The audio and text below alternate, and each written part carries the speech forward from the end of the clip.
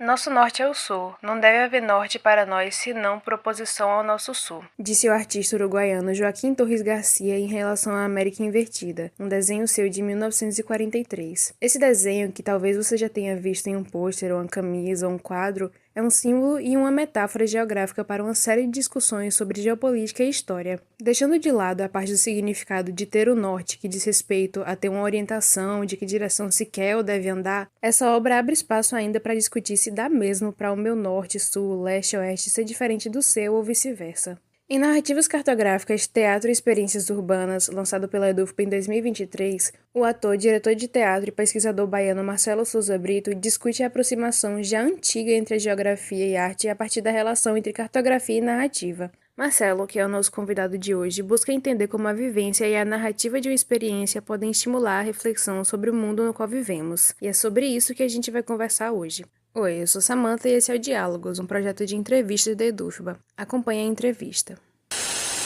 Marcelo, você falou em uma entrevista ao Jornal à Tarde, né, que nesse livro você aprofunda algo que às vezes te incomodava, que era o uso esvaziado de termos como território, espaço, narrativa dentro da cena artística. E eu queria saber para você qual é a importância de demarcar esses termos, de estabelecer essa ligação entre teatro e geografia.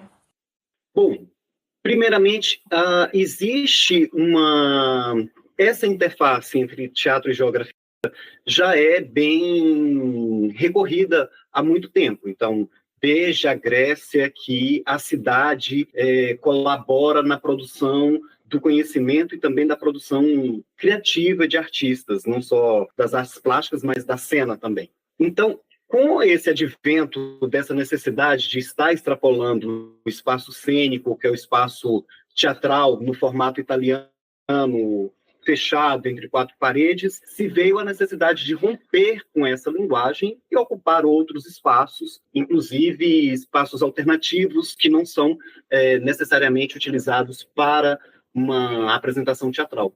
Então, vários diretores, diretoras foram se apropriar da cidade e chegou um momento que ficou um pouco de modismo. E é também uma relação que eu entendo depois da minha imersão e do meu envolvimento com a geografia, de que existe dos dois lados. Existe também na geografia uma utilização, a necessidade de diálogo com a arte, e às vezes isso também é de forma incipiente, como também há essa utilização da geografia por artistas. Então, termos como território, espaço público, paisagem, lugar, isso ficou muito utilizado, muitas vezes como se fossem sinônimos. Então, por isso que eu digo que às vezes é um modismo, porque não são sinônimos. Se eles existem, eles têm as suas peculiaridades, as suas especificidades, enquanto termos tão utilizados pela geografia, tão trabalhados, tão elaborados, tão sistematizados, muitas vezes até superados. Então, para mim, esse envolvimento que eu tenho com a geografia desde a minha graduação, desde quando eu estava na graduação, eu sou bacharel em direção teatral pela UFBA, pela Escola de Teatro, desde lá, quando eu comecei a sair dessa configuração do espaço à italiana, para outras salas, para outros ambientes, para outros lugares, eu tive a necessidade de estudar um pouco mais a geografia. Desse estudar um pouco mais, eu fui me aperfeiçoando e fui me encantando cada vez mais com a geografia e trabalho com geografia desde então. Eu faço parte de dois grupos que são vinculados ao Instituto de Geografia e ao Programa de Pós-Graduação em Geografia, que são os grupos Espaço Livre e o Espaço Livre de Pesquisação e o Territórios da Cultura Popular. Então, isso porque para mim é muito importante eu entender do que eu estou falando, entender quando eu quero utilizar o termo território, entender quando eu estou falando de lugar, quando eu estou falando de paisagem, quando eu estou falando de espaço, por exemplo. Essa foi a minha necessidade. Então, eu acho que é uma necessidade que se tornou particular, mas que eu acho que deveria ser de todas as pessoas que estão submetendo ou estão recorrendo a uma outra linguagem, a uma outra área do conhecimento que não é a sua. E a gente faz muito isso nessa interdisciplinaridade na produção do conhecimento. Mas é importante também a gente saber o que essa outra área do conhecimento tem a nos dizer. tem a nos fazer avançar no que a gente propõe enquanto pesquisa, ou pesquisa metodológica de ensino, ou pesquisa metodológica de criação, que eu trabalho com os dois casos. Quando você tira reflexões a partir do que acontece nas ruas, como ter certeza que essa reflexão ela vai voltar para as pessoas que vivem nesses lugares, que elas vão se conectar, mas também como garantir que elas participem da decisão do que é contado, no que entra nas narrativas? Bom, isso aí é uma questão de princípio de pesquisa. Então, eu trabalho com pessoas, eu não trabalho sozinho.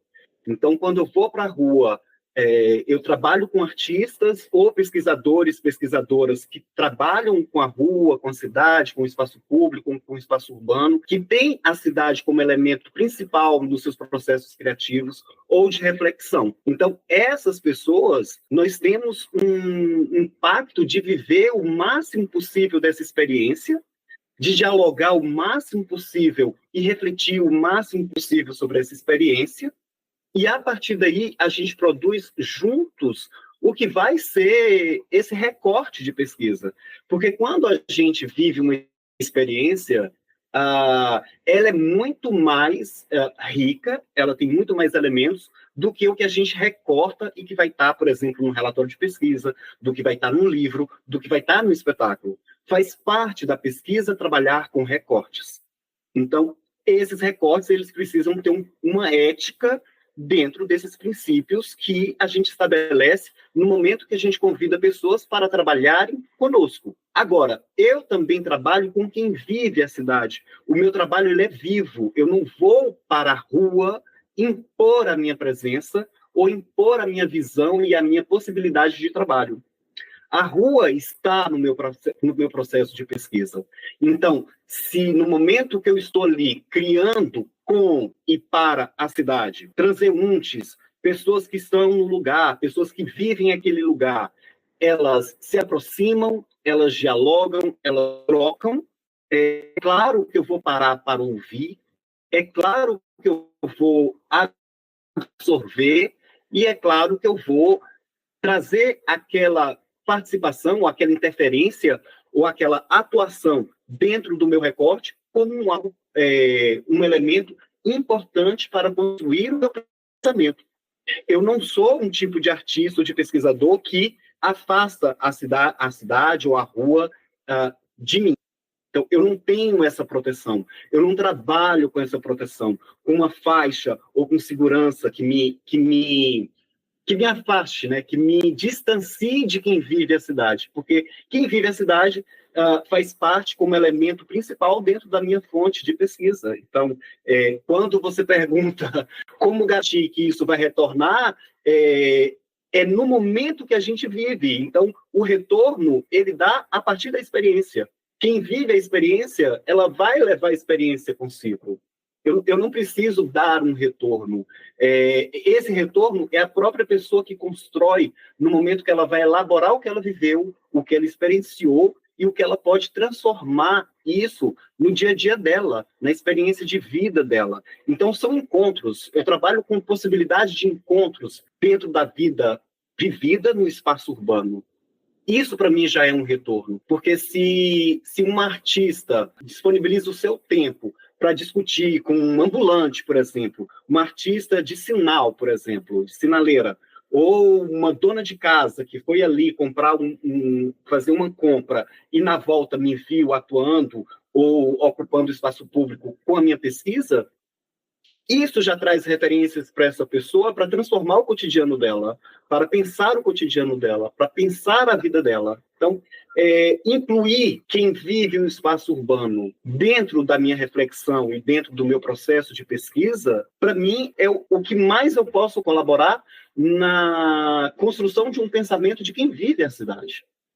Porque se você trabalha com posições políticas de pensamento de quem vive, de quem constrói e elabora uma cidade que seja diversa, que seja plural, que seja aberta, isso já é uma construção de pensamento, isso já é um retorno de um processo de pesquisa. Não é algo que eu vou para minha casa elaborar e construir sozinho, entendeu? Eu construí ali com quem parou para conversar comigo, com quem passou simplesmente. O trabalho do artista está muito para além também desses retornos que ou as instituições públicas ou privadas estão acostumadas a buscar. Então, às vezes, o retorno é alguém te ouvir, é o retorno que alguém quer, por exemplo. Não é um dinheiro, não é um trabalho, não é uma praça, não é um equipamento cultural. Às vezes, alguém quer ser ouvido, quer ser visto. E isso, para mim, é muito importante. Tem elementos muito mais sensíveis e afetivos da convivência e da relação com quem vive a cidade e quem cria a partir dessa relação do que o que está estabelecido como retorno. Bom, eu trabalho com abordagens fenomenológicas. Então, para mim, o importante é quando eu me coloco em relação, o que isso causa? O que isso causa em mim e o que essa causa em mim repercute ali onde eu estou criando. Por exemplo, eu estou agora em São Paulo criando um trabalho com artistas que vivem aqui em São Paulo para a Jornada do Patrimônio, que vai acontecer aqui. O meu trabalho é vir para cá, me reunir com esses artistas e criar em relação com o Largo do Aroche, que é um lugar emblemático dentro do centro histórico de São Paulo. Eu preciso ficar um tempo, eu mesmo, antes de me encontrar com os artistas, eu preciso me dar um tempo para eu perceber e ser percebido por esse lugar, por esse recorte de cidade, que é, nesse caso, o Largo do Aroche. Então, nessa minha experiência de me colocar em relação ali, eu vou descobrindo elementos importantes para o que eu quero dizer, mas também para o que eu quero que as outras pessoas entendam e percebam daquele lugar. Às vezes tem pessoas que estão ali o dia inteiro, mas não percebem coisas que eu, me colocando em relação, percebo. Por exemplo, os corpos de pessoas em situação de rua, como é que elas são distribuídas naquele lugar? Esteticamente, o que esses corpos causam ali? Socialmente, o que esses corpos representam estando ali? Quem são esses corpos ligados a gênero, raça, faixas etárias? Então, eu quero saber quem está encoberto ou cobertos por esses cobertores ali, que invisibilizam, que colocam na margem, que são julgados, subjugados, apontados, excluídos. Isso é um elemento que, para mim, foi muito importante. Esteticamente e socialmente, isso me afeta bastante. Então, esse foi um elemento importante para a minha dramaturgia. Outro importante elemento para a minha dramaturgia são os monumentos históricos e sociais que estão ali. Então, artísticos e históricos que estão ali dispostos. Quem são os artistas que criaram aquelas obras? O que aquelas obras queriam dizer no momento que elas foram criadas? E o que essas obras representam hoje para uma população e uma sociedade transformada ao longo da história? O que está em volta daquele largo, arquitetonicamente falando, já que é uma jornada do patrimônio? O que tem de poder simbólico nisso? E aí depois eu vou ver quem são esses personagens que vivem aquilo ali.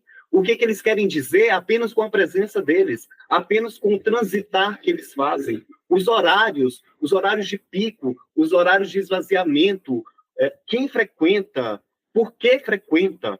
Então, esses são os elementos que eu vou me abastecendo como elementos para uma criação dramatúrgica e depois também como uma criação cênica. Eu vou trabalhar com 6 intérpretes, com 6 performers, e esses 6 precisam dar conta de uma variedade múltipla. Então, como é que você trabalha também como um recorte na representação? Como é que 6 pessoas representam um coletivo que vive um espaço urbano muito intenso, muitas vezes tenso, muitas vezes problemático, mas muitas vezes poético, amoroso, acolhedor. Então, isso você precisa também trabalhar com muita dialética, não julgar aquele lugar como único, como uma presença única, como perigoso, por exemplo, como marginalizado, por exemplo. Então, tem uma pluralidade existente ali que, se você não der esse tempo, se você não se abrir para os campos da percepção, você pode ser leviano com o que você está trabalhando e ir por um caminho mais fácil, que é isso que eu estou dizendo, é trabalhar com o preconceito, é trabalhar com o estigma, por exemplo. Um ponto central do livro é entender como a vivência e a narrativa de uma experiência podem estimular a nossa reflexão sobre o mundo, de pôr o próprio corpo como uma cartografia do mundo. Então, eu queria entender como essa experiência muda a forma que você entende e conta o mundo e o que você quer fazer que as outras pessoas entendam a partir disso que você conta. Olha, uma outra coisa também que é muito banalizada são essas duas possibilidades, esses dois ah, conceitos, né? A narrativa e a cartografia. Então, por isso que eu fiz esse par, narrativas cartográficas, porque eu acho que um elemento complementa o outro. Tem muito preconceito de outras áreas com a cartografia, porque se limitam a pensar que a cartografia é um mapa frio apenas. E eu trato a cartografia, tudo aquilo que eu posso ler o mundo, como os seus olhos, como a palma da mão, como o meu corpo, como o texto do meu livro, como uma coreografia, como uma obra artística. Então, mas eu preciso situar essa cartografia a partir de uma experiência vivida e através dessa narrativa. Então, eu narro a minha experiência de vida e eu represento essa experiência de vida a partir de um elemento cartográfico que eu posso escolher entre as milhões de possibilidades que a cartografia me disponibiliza. Então, para mim, já foi também um elemento muito importante, um desafio muito importante, desmistificar essa posição errônea que tem de que a cartografia na geografia é algo frio que não tem sentimento. Então, isso é um erro de quem pensa assim. Eu trato esses elementos de narrar o vivido como uma forma da gente se posicionar no tempo e no espaço. Se fala muito de um movimento, de um momento decolonial, mas as pessoas não querem saber quem é a pessoa que está do lado dela. Não quer ler a pessoa que está ali do lado dela, por exemplo, ou a mesma pessoa que vive no tempo e no espaço que ela. Então, eu entendo que nós, dessa geração que está aqui dividindo o mesmo tempo e espaço, somos nós que vamos produzir o que vai ser considerado como o pensamento de uma sociedade que está vindo. Então, por isso que é importante a gente se posicionar enquanto pensadores e enquanto pensadoras, enquanto pessoas que constroem, elaboram e criam pensamento crítico do mundo que a gente vive agora. Então, enquanto artista, diretor, ator ou como pesquisador na área das artes da cena, eu entendo que o nosso posicionamento aqui o meu maior suporte, o que eu tenho para oferecer ao mundo é o meu corpo. Então, enquanto corpo que ocupa um lugar no mundo, eu quero que esse corpo atue e que atue com uma presença que seja considerada relevante na construção do pensamento e no desenvolvimento do pensamento.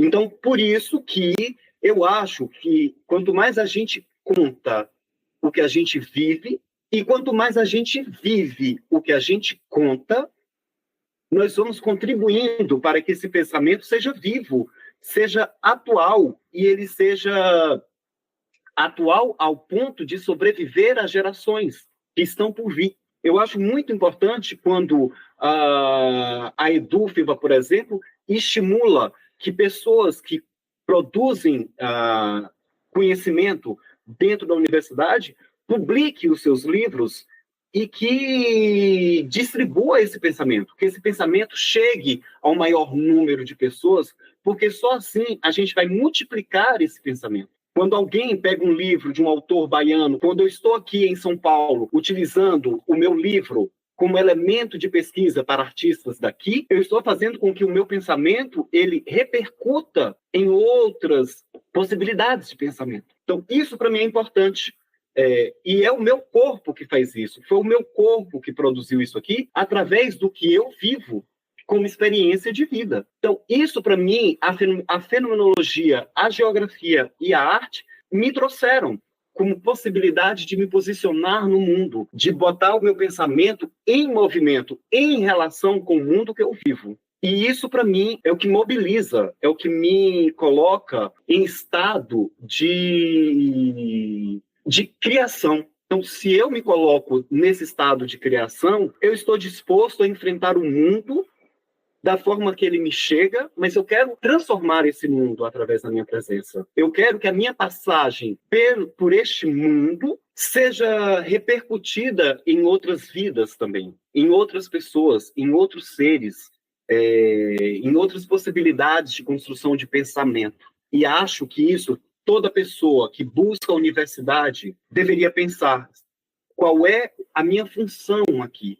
O que eu estou fazendo para que o pensamento contemporâneo seja forte o suficiente como o pensamento que nos antecede? Por que a gente recorre tanto a outros autores e autoras? Porque eles fizeram valer o momento de construção de pensamento do qual eles fizeram parte. E eu quero fazer parte do que está sendo construído enquanto pensamento, que vai ser considerado pensamento importante no desenvolvimento das pessoas no futuro. Então, por isso que eu lido com muito respeito, com muita dedicação, com uma ética que eu acredito quando eu estou em relação com o mundo. Enquanto eu tava fazendo a pesquisa para esse episódio, eu tava lendo uma matéria, uma entrevista que você deu, na verdade, e você fala disso, que as pessoas veem muito a cartografia, os mapas como uma coisa fria, à parte, e aí eu lembrei de uma coisa que eu vi há um tempo, o pessoal comentando sobre, assim, mapas de um mesmo território, mas de outro formato, representado de outra forma. E isso leva a gente a pensar, assim, na questão ideológica, né? E aí, quando você falou, assim, da possibilidade de colocar a própria expressão a partir da cartografia, eu fico pensando que, assim, o mapa não é uma coisa que existe prévio à nossa observação. Como você enxerga essa relação de poder fazer essa não mudança no espaço, mas na forma que a gente enxerga? Eu acho interessante, eu acho uma transgressão do que nos é dado. Isso também é possível. E se a gente trabalha com o sensível, se a gente trabalha com a arte, tudo é possível. Se uma pessoa diz que ela, para sair do Campo Grande até o Rio Vermelho, ela passou por Pernambués e depois por Fazenda Grande do Retiro, eu não posso dizer que ela está errada, que ela errou o caminho, que ela se perdeu. Não, foi a experiência que ela teve. E eu posso querer repetir essa experiência, eu posso também querer viver essa experiência. E aí, o que eu vou utilizar? O mapa que ela elaborou, o mapa que ela descreveu, que ela narrou como experiência. Então, eu posso deixar de chegar mais rápido, mas eu posso viver experiências outras que esse caminho rápido não me daria. O caminho tradicional, convencional, que seria Campo Grande, Ladeira da Barra, seguir a Barra, Ondina, até chegar no Rio Vermelho. Por exemplo, um dos caminhos que me vem à cabeça. Então, se a gente subverte, a partir dessa sua reflexão, se a gente transgride também o que nos é dado, é daí que vai vir a mágica, é daí que vai vir a beleza de experiência de mundo. E eu acredito nisso. Agora, é preciso muito trabalho, é preciso muita disponibilidade, é preciso muita entrega para a gente fazer essas experiências com que elas sejam orgânicas, por exemplo. Não porque eu quero... Você pode fazer, por exemplo, possibilidades de se perder na cidade, e isso virar um material cartográfico, por exemplo. Possibilidade de se perder na cidade. Possibilidade de transgredir os deslocamentos na cidade. Isso pode virar...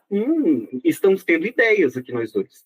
Isso pode virar complementos de ensino, complementos de experiências de viver a cidade, entendeu? Isso pode viver, e belíssimos, entendeu? Com pessoas que possam desenhar, que possam colorir, botar elementos lúdicos dentro disso, onde eu posso parar para tomar um caldo de cana, entendeu? Onde eu posso parar para conversar com as pessoas que sentam na porta de casa, onde eu posso dormir um pouco, fazer uma sesta. Então, são essas abordagens e apropriação da cidade de forma lúdica e afetiva que me interessa. Não é proibido transgredir isso.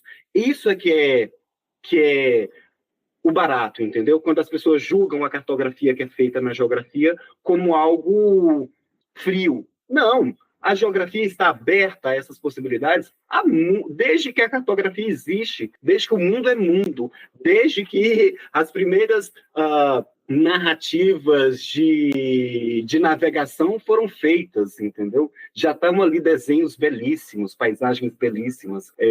As pessoas é que querem, como se elas fossem descobrir a pólvora e acabam esquecendo ou deixando de estudar coisas que vieram antes e que são tão importantes para a difusão do pensamento e para o amadurecimento do pensamento. Então, eu só vou transgredir aquilo que eu sei que me dá possibilidades de transgressão, me dá meios para subverter esse pensamento, entendeu? E é o nosso papel aqui no mundo. É por isso. Então, acho lindo fazer isso com responsabilidade e pensar que outras pessoas vão querer viver essas experiências e também subverter a forma de viver e se deslocar na cidade. Tem a expressão, né, colocar alguma coisa no mapa, que não é que aquilo passou a existir, é só você localizou, você incluiu no registro.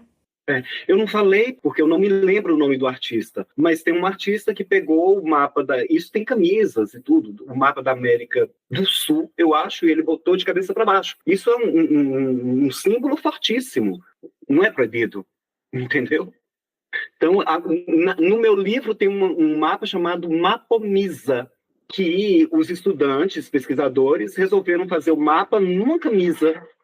E aí eram 3 alunos, cada um pegou a sua experiência de deslocamento e colocou na sua camisa. E o outro na sua camisa, o outro na sua camisa. Foram 3 versões do mesmo percurso. Então, isso, e eles saem na rua com a sua camisa. E a pessoa que quiser ler, leia na minha camisa. Então, isso é muito importante. E essa é a nossa função no mundo. Botar o pensamento em movimento para ver o que a gente pode transformar, né? O que a gente pode contribuir para mas sem esquecer as ciências, sem esquecer essas formas de pensar, né? É um pensamento deixando o outro vivo. Isso que é o barato, né? Como é que eu posso tornar vivo um pensamento que é tão importante para mim, uma ciência que é tão importante para mim, mantê-la viva? É a minha função aqui, eu acho, enquanto eu estiver vivo. Então é isso, Marcelo. Muito obrigada pela conversa. Foi um prazer. Gostei. Obrigada. Boa tarde. Boa.